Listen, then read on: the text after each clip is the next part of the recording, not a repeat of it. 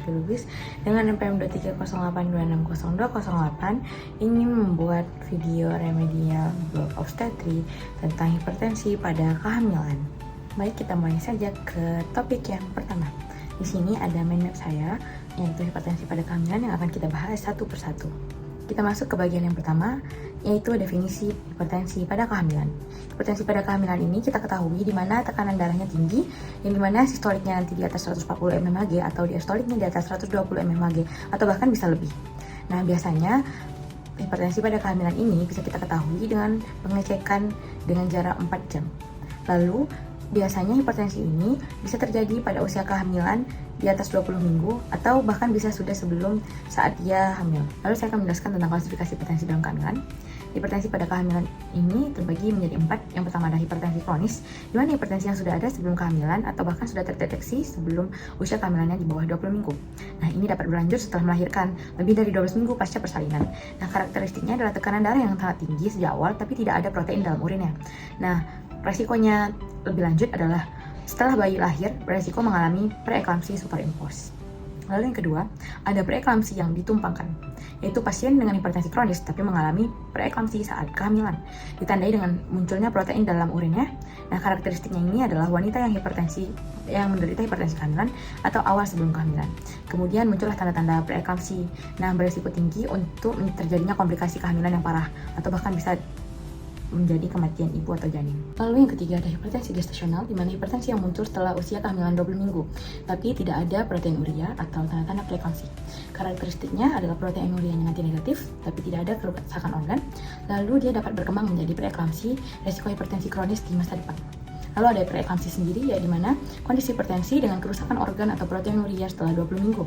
Nah, dia ini protein ureanya nanti bisa 300 mg per 24 jam atau lebih, atau +1 di pestik.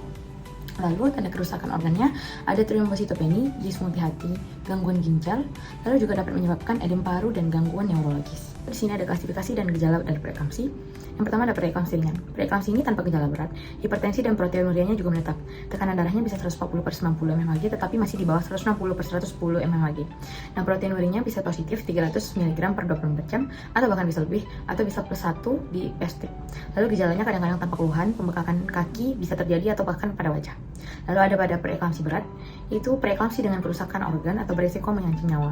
Tekanan darahnya bisa 160/110 mmHg atau bahkan bisa lebih. Dengan kerusakan ginjal di mana kreatinine nanti di atas 1,1 mg per dl. Lalu gejalanya sendiri sakit kepala, gangguan penglihatan, dan bisa bahkan terjadinya edem paru. Protein urinnya bisa ada atau tidak, tapi tidak wajib jika sudah terjadi kerusakan organ. Definisi etiologi dan faktor risiko preeklamsi. Definisi preeklamsi sendiri adalah gangguan hipertensi terkait kehamilan, di mana dia terjadi setelah 20 minggu kehamilan, ditandai dengan hipertensi baru, di mana tekanan darahnya nanti 140/90 mmHg, sering disertai dengan proteinuria atau bahkan disfungsi organ. Nah, dia ini merupakan spektrum hipertensi dari hipertensi gestasional, hipertensi berat, atau bahkan bisa eklamsi atau bahkan bisa sindrom HELLP. Ini mempengaruhi 2-8% kehamilan, di mana karena dia terjadi di atas 50.000 kematian pada ibu dan di atas 50.000 kematian pada janinnya.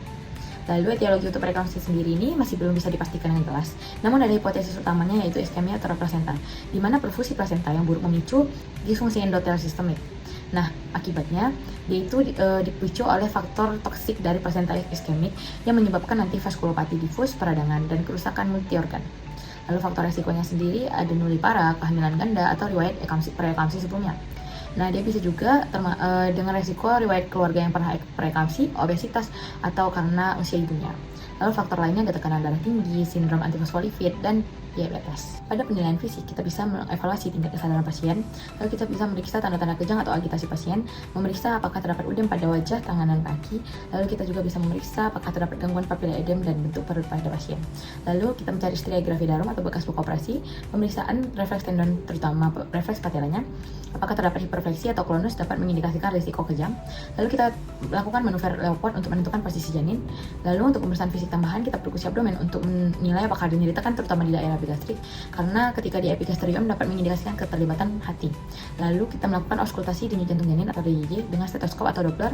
Frekuensi normalnya adalah 110/160 denyut per menit. Lalu bisa kita lakukan pemeriksaan penunjang berupa penentuan proteinuria, di mana proteinurianya nanti dipastikan jika proteinurianya di atas 300 mg per 24 jam. Nah, pemeriksaan dispetik urin ini tidak akurat, konsentrasi proteinnya tergantung jumlah urinnya juga. Nah, lalu kita bisa melakukan pemeriksaan darah juga, di mana nanti kita ketemu trombositopeni, di mana trombosit itu di bawah 100.000 per mikroliter, dan hematokrit juga meningkat karena hemokonsentrasi. Nah, kita bisa juga lakukan pemeriksaan ginjal, di mana kreatinin serumnya nanti di atas 1,1 mg per desiliter, peningkatan kadar kreatinin serumnya tanpa gangguan ginjal lainnya. Lalu gangguan hati juga bisa kita periksa dengan peningkatan konsentrasi transminasenya 2 dan LDH-nya atau laktat dehidrogenasanya meningkat pada preeklamsi berat. Lalu pada pemeriksaan USG, yaitu pembatasan pertumbuhan intrauterin atau IGR, diukur berdasarkan perkiraan berat janin atau di bawah persentil ke-10. Ketika lingkar kepala, perut, dan panjang paha tidak sesuai dengan usia kehamilan, ini disebabkan oleh insufiensi plasenta akibat gangguan aliran darah. Lalu kita juga bisa melakukan studi Doppler dan kita temukan arteri umbilikalisnya peningkatan resistensi, aliran diastolik akhirnya tidak ada atau terbalik, bisa jadi tanda gawat janin. Arteri uterinanya takik pada gelombang Doppler atau RI tinggi. Ductus venosusnya terdapat refleks jantung janin. Untuk penata laksanaan dan terapi hipertensi, di mana nanti ketika preeklamsi ini berubah menjadi eklamsi, kita bisa menanganinya di rumah sakit dengan melakukan pemberian MG-4 2 mg secara perlahan. Lanjutkan pemberiannya 2 gram per jam dalam drop infus dextrose. Jika tidak stabil atau timbul kejang, berikan tambahan berupa amobarbital atau phenobarbital atau alternatif lain yaitu diazepam. Nah, indikasi pemberian antihipertensinya ketika tekanan darahnya 140 mmHg dengan hipertensi gestasional, hipertensi kronis yang ditumpangkan dengan gejala atau kerusakan organ. Umumnya diberikan jika tekanan darahnya 150/95 mmHg. Tujuan diberikannya antihipertensi ini bukan untuk memperbaiki penampilan janin, tetapi mencegah komplikasi serius pada ibu, terutama ketika terjadi stroke. Lalu, penurunan tekanan darah harus bertahap maksimum 25% dalam 1 jam. Untuk jenis dari antihipertensi ini ada CCB atau calcium channel blocker, tentang nifedipine. Dia menghambat masuknya CA yang akan terjadi vasodilatasi arterial. Efek sampingnya bisa terjadi takikardi, palpitasi, sakit kepala, edem kaki. Lalu ada jenis beta blocker, yaitu contohnya labetalol, yaitu menurunkan tekanan darah tanpa mengganggu aliran uteroplasenta. Efek sampingnya bisa terjadi hipotensi postural, kelelahan, dan bradikardi. Bisa juga kita berikan jenis metaldopa, ini obat lini pertama, terutama pada trimester pertama. Keamanannya jangka panjang telah terbukti, efek sampingnya bisa terjadi sedasi, depresi, gangguan hati, atau bahkan anemia. Dan ini adalah referensi yang saya gunakan. Baik, mungkin itu saja yang bisa saya jelaskan tentang hipertensi pada kehamilan. Semoga bermanfaat untuk kita semua. Wassalamualaikum warahmatullahi wabarakatuh. Sahabatnya sudah, acuh tadi.